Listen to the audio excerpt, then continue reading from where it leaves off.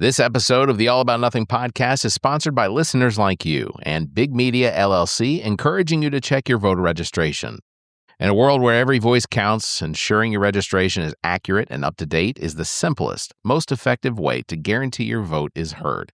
Don't leave your participation to chance. Take a moment today and verify your status and stay ready for the next election by visiting theallaboutnothing.com/voter. Hey, it's Zach from What the Pod Was That and the All About Nothing podcast. And America's birthday is coming up faster than we can track. Celebrate Independence Day in style with ZJZ Designs' latest t-shirt collection on TeePublic.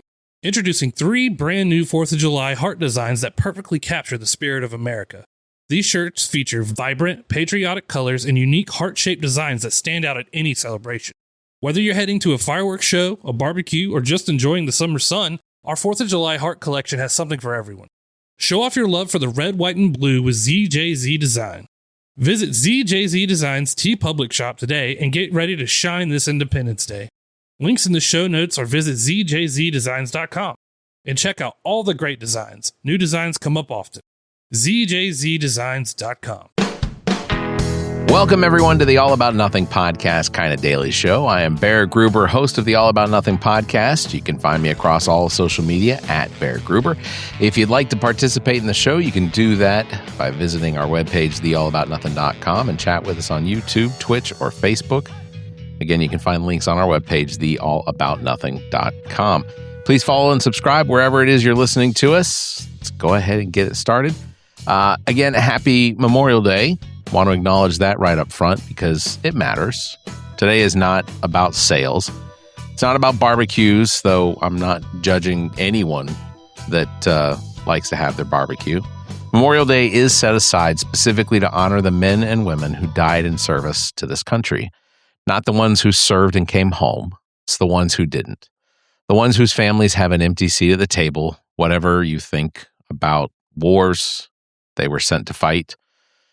Whatever your politics are, these people deserve to be named and remembered. So if you're carrying that kind of loss today, this show is dedicated to you.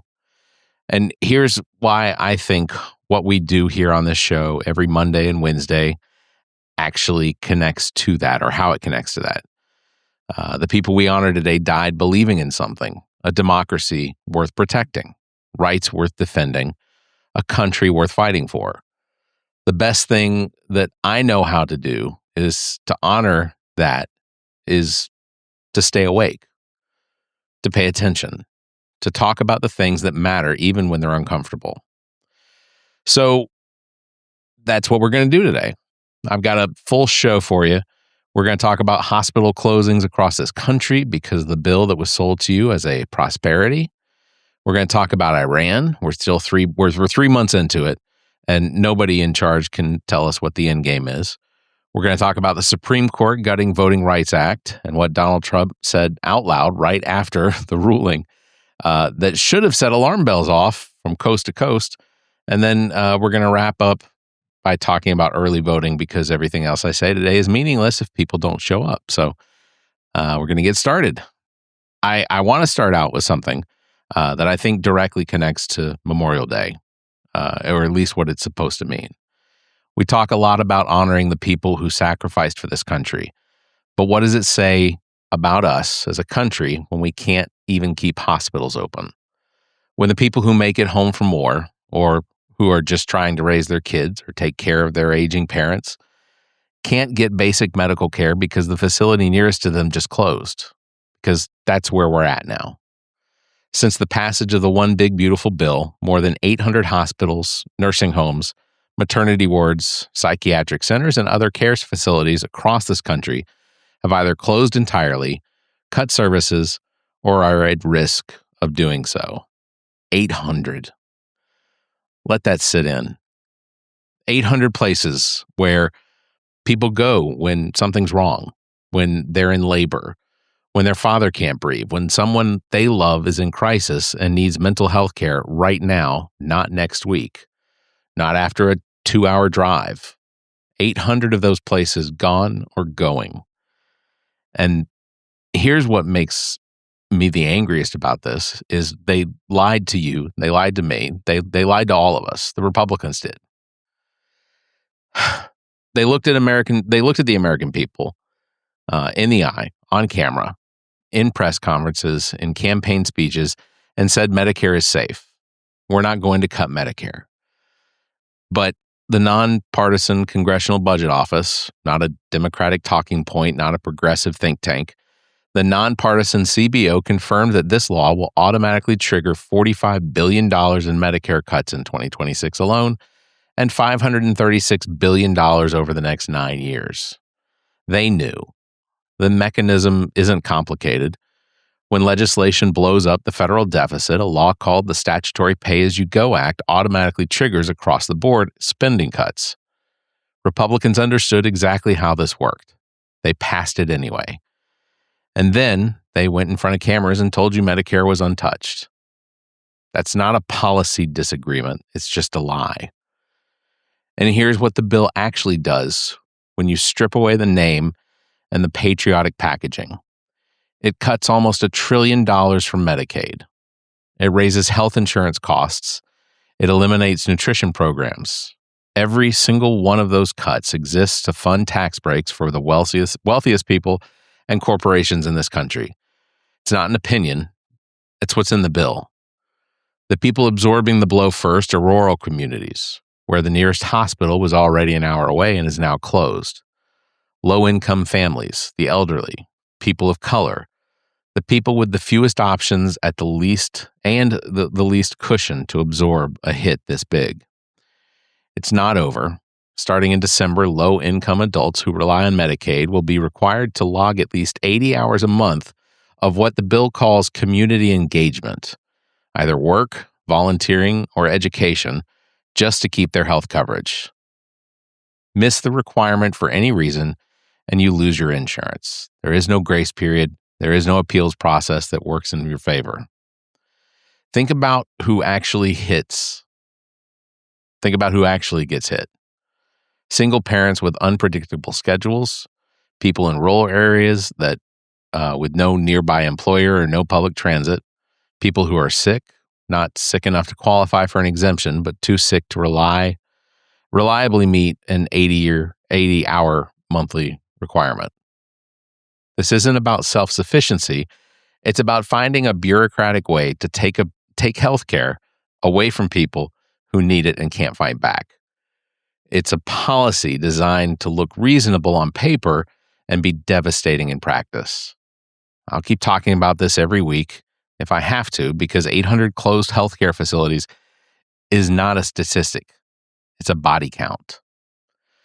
And from hospitals, we're going to go to the battlefield, because both of these are what happens when people in power won't be straight with the American public. We are now 3 months into a conflict with Iran. 3 months. I want to ask the simplest possible question. Not a partisan question, not an ideological question, just a basic one. What is the end game? What are we trying to accomplish? What does winning look like? When does this end? And what does the end actually look like when it gets here? Because nobody in the administration can tell you. They oscillate between threatening airstrikes and floating diplomatic overtures, sometimes in the same week. And neither path has produced anything resembling a clear direction, let alone a resolution. And on Memorial Day, that should land differently. Today, we're supposed to be honoring the people who gave their lives in service of this country. The absolute least we owe them, the absolute least we owe their families, is an honest question, or an honest answer to the question of why we're asking the next generation to do the same. Real people are paying the price for this right now. The sailors on the USS Gerald R. Ford came home in May after nearly a year away, through 2 conflicts, a fire. And I want to say this specifically because it matters. Problems with the ship's sewage system. A year away from their kids, their spouses, their parents, for a conflict that the American public has never been given a straight explanation for. And while those families were waiting, Iranian Americans were marching on Washington, thousands of people whose lives sit right in the middle of this, who have family on both sides of it, trying to get somebody in power to pay attention. The press coverage has been inconsistent at best. You get a burst of headlines when something escalates and then 2 weeks of silence. And then we're surprised when the public doesn't feel informed. In making a commitment right here out loud so that I'm accountable to it, I'm going to find a guest who can speak to this in real depth, not talking points, not spin, someone who can walk us through the geopolitical stakes, the historical context, and the honest question of who benefits from dragging this on indefinitely. The American public deserves that conversation, and I intend to have it. So here's where the hospitals and the Iran conflict and everything else connects. Because what ties all of it together is the question of accountability. Who do the people in power answer to? And what happens when they start dismantling the mechanisms that make accountability possible? That's what this segment's about. Because on April 29th, the Supreme Court issued a 6-3 ruling in Louisiana versus Calais, and I want to walk you through this carefully because each piece connects to the next. The ruling effectively guts Section 2 of the Voting Rights Act of 1965. It required states to draw electoral maps, giving racial minority voters a meaningful opportunity to elect candidates of their choice. That protection is now, in practical terms, gone. Here's what the ruling actually says. The state now only violates the law if it intentionally drew maps to diminish minority voting power because of race. You have to prove intent. And anyone who knows or understands how gerrymandering actually works, knowing that intent is almost never written down. It's almost impossible to prove in court. So in practice, states can now draw maps that effectively silence Black and brown voters, and as long as they don't put the racist motivation in a memo, the courts can't touch them. Justice Elena Kagan, wrote the dissent. She calls it what it is. It's a gutting of a landmark civil rights law. The week after the ruling, a North Carolina state lawmaker who had been fighting his state's gerrymandering Senate map for years dropped his lawsuit entirely. His words, "The Voting Rights Act is now a meaningless law with no teeth." You really have to think about what that law represents. People marched for it. People were beaten, bloody, for it on the Edmund Pettus Bridge in Selma, Alabama. The country watched that happen on television and was horrified enough to demand action. President Johnson signed it into law in 1965. And now a sitting state legislator, someone actively working in government today, is calling it meaningless. On Memorial Day, the day we honor people who died for the ideals of this country, is supposed to be representing. Now, Trump. Within 1 hour of that ruling coming down, the Republican-controlled Florida House approved an aggressive gerrymandering map that could deliver Republicans 4 additional House seats. Democratic incumbents who currently hold those seats are now in serious jeopardy. And then Trump went on social media and said the quiet part out loud, as it's just his thing. He insisted Republicans should use the ruling to redraw the maps immediately, even in states where primaries were already underway, even in states where people had already cast ballots. His exact quote was, "If they have to vote twice, so be it." The President of the United States said people should vote twice in new elections on new maps, redrawn specifically to favor his party, because he didn't like the results of the current maps and what they might produce. It's not a gaffe, it's strategy. It doesn't stop there. Trump has been pushing simultaneously to eliminate the Senate filibuster, require voter ID and proof of citizenship, and end mail-in voting. And here's the part that I can't get over.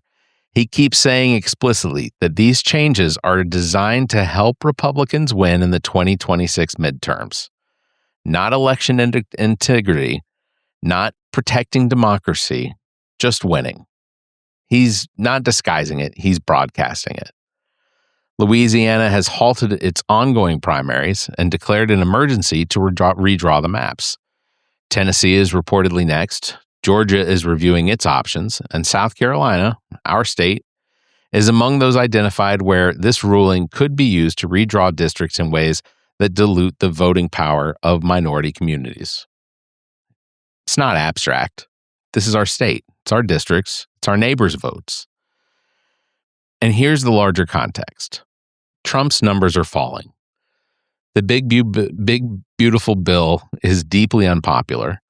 History tells us the president's party most always loses seats in the midterm. And this president has handed people more reasons than usual to show up and vote against his agenda. So rather than change course, rather than govern differently, the plan is to change who gets to vote and how to make sure the votes do get cast, or at least the votes that do get cast don't carry equal weight. That's not politics. That is a systemic dismantling of democratic accountability. And I'm going to keep saying this on the show for as long as it needs to be said. Which brings me to the most important thing I'm going to say today. All of it. The hospitals, the conflicts, the gerrymandering, the maps being redrawn as I'm recording this, all of it gets addressed at the ballot box. And the ballot box only works if you show up. Primary season is in full swing right now across the country. And if you've been looking at a reason to pay attention, you've just listened to 3 of them. So here's where things stand. A number of states have already completed their primaries. Arkansas, North Carolina, Texas, Illinois, Mississippi, Indiana, Ohio, Nebraska, West Virginia, and Louisiana. Alabama, Georgia, Idaho, Kentucky, Oregon, and Pennsylvania held theirs just this past Tuesday. And if you're in one of those states and you didn't vote, pay attention to the runoff dates because it isn't over. Here's what's coming up fast. June 2nd, California, Iowa, Montana, New Jersey, New Mexico, and South Dakota. Early voting in several of those states is open right now. June 9th, Nevada, North Dakota, Maine, and right here in South Carolina. That is 2 weeks away from today. June 23rd, Maryland and New York. June 30th, Colorado, then Arizona, Florida, Michigan, and Washington and Missouri. They roll through July and August. The primary calendar runs all the way through September. Now, I want to explain something that doesn't get talked about enough. In a lot of districts across the country, especially in states that lean heavily in one direction, the primary is the election. The general election in November is often a formality. The real decisions get made when the party nominee is chosen, which means if you only show up in November, you've already missed the most important vote that you could have cast. Early voting exists to tear down the barriers that keep people away from the polls. You don't have to take a day off from work. You don't have to find childcare for a specific Tuesday. You don't have to stand in lines that stretch around the block. You go when it works for you. A Saturday morning, in some places, a weekend evening, a weekday evening, your lunch break.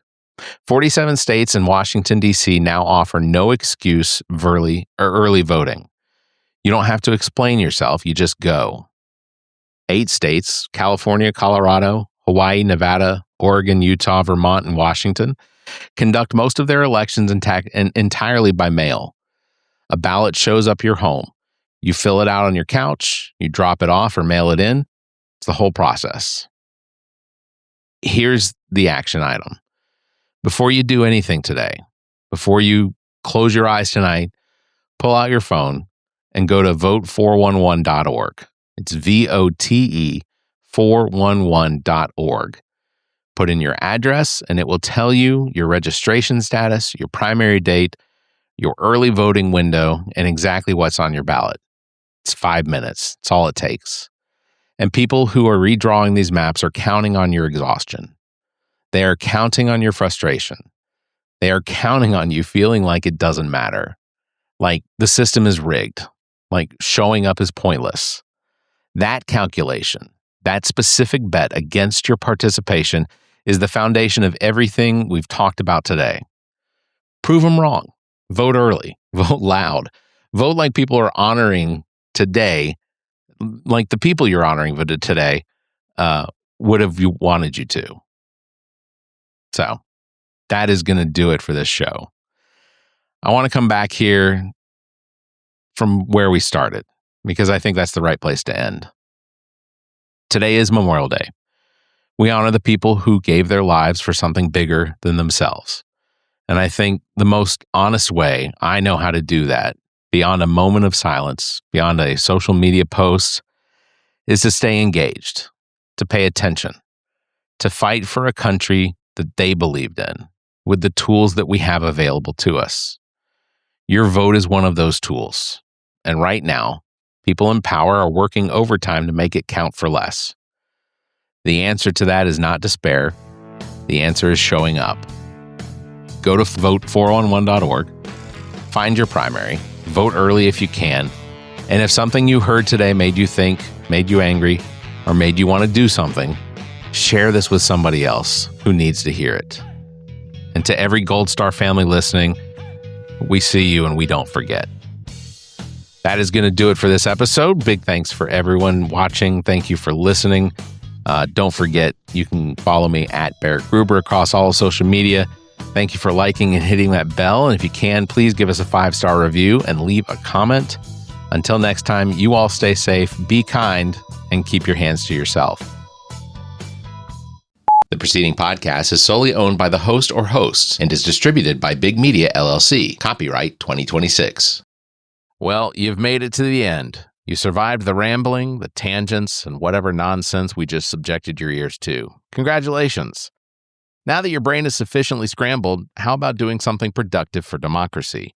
Before you go off to forget everything you just heard, do yourself a favor and double-check that your voter registration is actually legit at theallaboutnothing.com/voter. It's about the only way to make sure your vote counts, even if your taste in podcast is questionable.